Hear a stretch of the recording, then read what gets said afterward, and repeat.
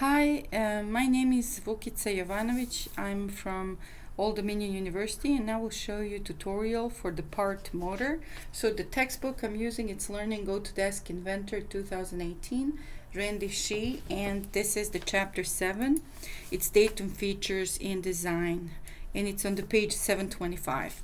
So first thing, after I log into ODU Move, I will find Autodesk Inventor Professional 2018. That's the version I'm using, and the part that I'm about to make, it's created in metric system. So I will say new, and I will say metric standard millimeters. I will create it, and then I will make the first drawing, and I will again use XY plane. So I'm saying OK here, and I will say before I start, I like to save my part. So if you can please go to H drive. I'm not going to share my contents of H drive for YouTube, but you can go here to your H drive. But I will go here and I will say motor, and please use your first and your last name. That's how you can you can be sure that I'm grading the right part. So I will say start to the sketch, and I will go to XY plane. And then if you don't see the coordinate system indicator and the grid, if you're using your own computer, you have to do this only once. But since I'm using ODU Move, I have to go to Tools, Application Options. I have to say Sketch, Grid Lines, and Coordinate System Indicator. Because I like to see the grid, I know when I'm in the 2D. And I like to see Coordinate System Indicator. It's easier for me to create something. So the way I will do this today, I will make one, I will go to sketch and make one circle. So I will start with a circle, and then I will make one rectangular shape. And here I want to show you a new tool that you can use. So before I do that, I want to make a line which will be construction line. So I'm starting my construction line from the coordinate system indicator, and I just have it there. It will help me. So look, now if I want to move this is not parallel. You see, it's not fully constrained circle. I can change it to whatever. So before I add dimensions, I want to add a couple of constraints. So what I want to say, I would like to say that I want to show you a symmetry constraint. So I will say that this horizontal line and this horizontal line are going to be symmetric around the line in the middle. And then I want to show you how you can trim. So trim, think about scissors, and I'm just clicking on the leftover parts. You see, I don't need any of these things, so I'll be just clicking until I remove all unnecessary lines. And this is what I have left at the end. So let me check, is my symmetry here working? It's working in the vertical manner. And I will add one more line here which is vertical, and I want to say that I'm going to use symmetry left, right, and the middle one. And then I will say escape, and I will see. So you see, I created a symmetric part. And then at the end, all I will have to add is one time the radius of 10 and 13 for my height of the thing I made, 13. So you see, in this way I do not maybe have all the same constraints that you have in the book, but that's because I was using symmetry here to make sure that all of this align. So middle mouse click twice, I'm zooming in. So you see, if you messed up your zooming, you can do middle click twice, and then you can zoom in. So next step for this will be for me to extrude. So I'm doing 25 millimeters, and they said to switch direction to the other side like this. So you see, I switched direction too, and then I extruded that, and I say OK. Next step will be a new feature. This is called fillet feature here, and I'm flipping to the page 726. They're saying that they want radius of 2.5 millimeters. So you see, I still didn't select any of the edges. So I'm selecting this edge, I'm selecting here, and I'm selecting 2 more edges. So for the last one I have to flip the part and select there. So these are my 2.5 edges. So I have 4 edges and they're 2.5. And then I will add another radius. So fillet will be of different radius, 0.6 millimeters. And then I go back here, click selection mode, and then I select one on the top and one below. And once I complete that, all I say is okay. So you see how I created some kind of radius. It looks more like a motor. And I have to do a couple of more features. So I will say start sketch, and I will select this plane. All I have to do is draw one circle by using the coordinate system indicator, and I just have to add one dimension of 6 millimeters. 6, finish, and then I will extrude that by 1.5 millimeters. And then I will make another one in this plane. Also this one will be a circle. So I'm making a circle and I'm dimensioning that circle to be 2 millimeters, and I will finish sketch. That's all I have, just one circle, and I'm extruding that circle by 7.5 millimeters. So you see, that's how I make, and I'm going to save this just in case something happens. And then basically that's it. That's my motor. So then how will I create a drawing from this motor? I will just say, okay, I like how it looks. You can change, you can change it, some kind of, maybe I can put, I don't know, maybe, look, you can put polished chrome or something else. And then I can save this. I can say export, and I can export PDF, and I can say motor 3D view. And then for the drawing I will say file, and I will say create new, and I need metric drawing. So ANSI in millimeters, create.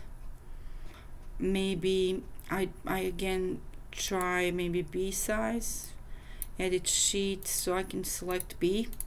And then for the base, so look, if I don't like the way it's flipped, I can click here on these triangles and try to see the orientation that fits better what I want to show. So maybe if I put this orientation, and maybe I put projected orientation here,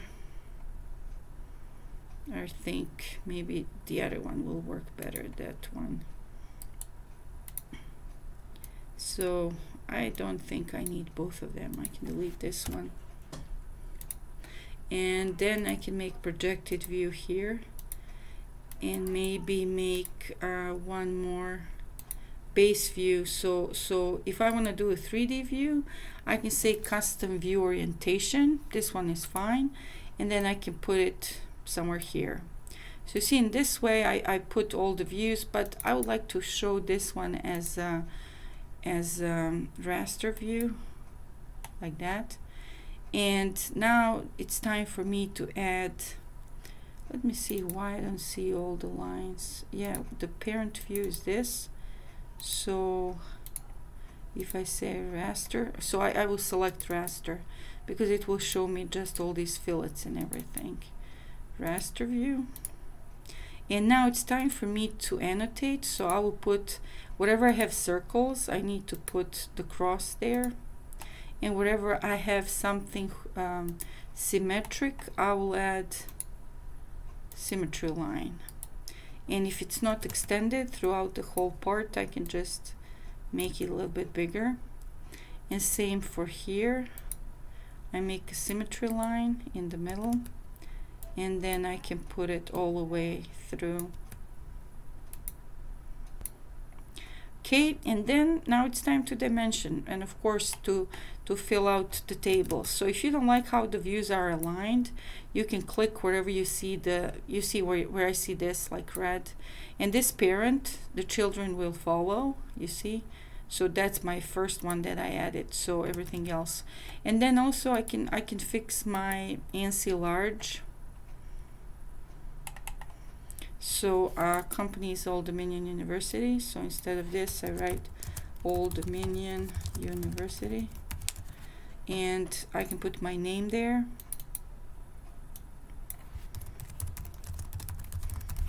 And then I can put part number, maybe 8, and I can put title of this, which is a motor,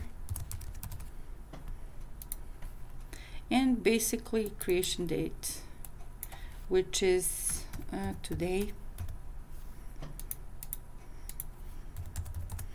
And that's it. Finish.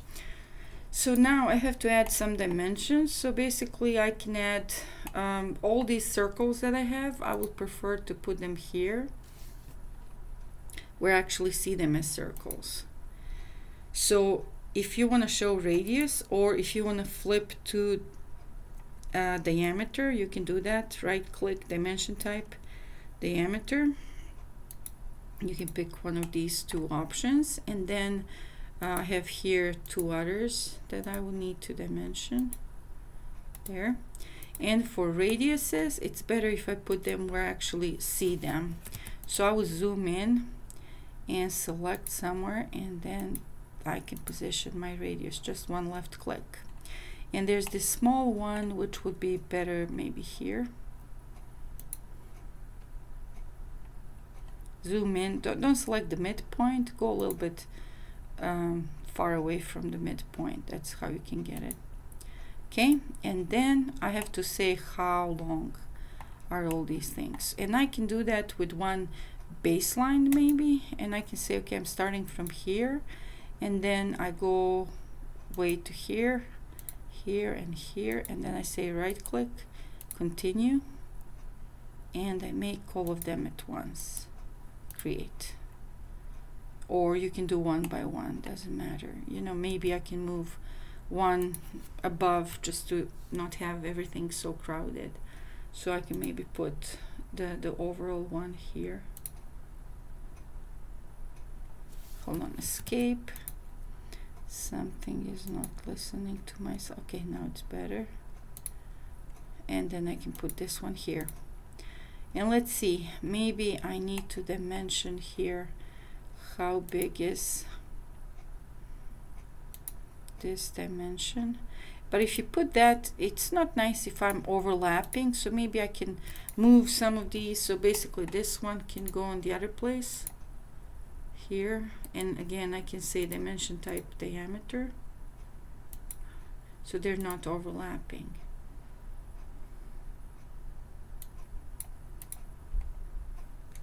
And you know, you can even move one of these existing ones somewhere else, or you can just delete and make a fresh one where you see that it will not go cut something else. Okay, so basically that's my drawing, and once you're fine with it, you just say save. You can use the same name because this has different extension, and you can say file, export PDF, and you can say that this is your 2D drawing. And that's basically how you should make these two files. So now I will close it, and for your submission you will have motor part, you will have motor drawing cannot be opened if you don't have this part, and then you have one 3D view PDF and one 2D view PDF. And if you open it here through the Move with Adobe Acrobat, there you can add your name, you can add semester.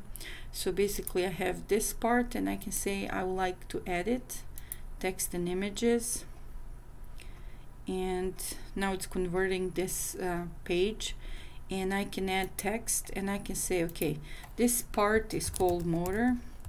I'm taking MET 230 or 240 class. It's summer 2020, and my name is Vukica Jovanovic. Please type your name, not mine.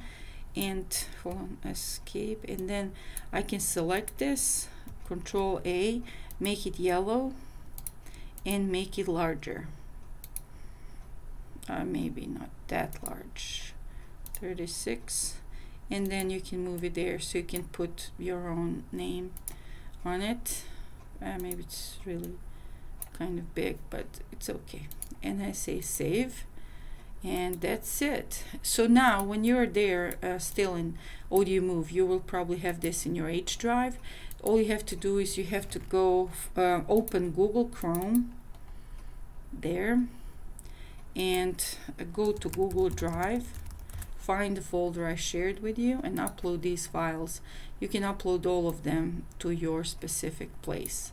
When you go to Google Drive, please log in with your audio email, and then you can even drag and drop or say upload files, or you can go to Audio Blackboard and upload these files there for grading. So please save them in 2 different places, and preferably to 3. One is H, one is your Blackboard, and one is your Google Drive. So thank you for watching this tutorial, and I hope it helps.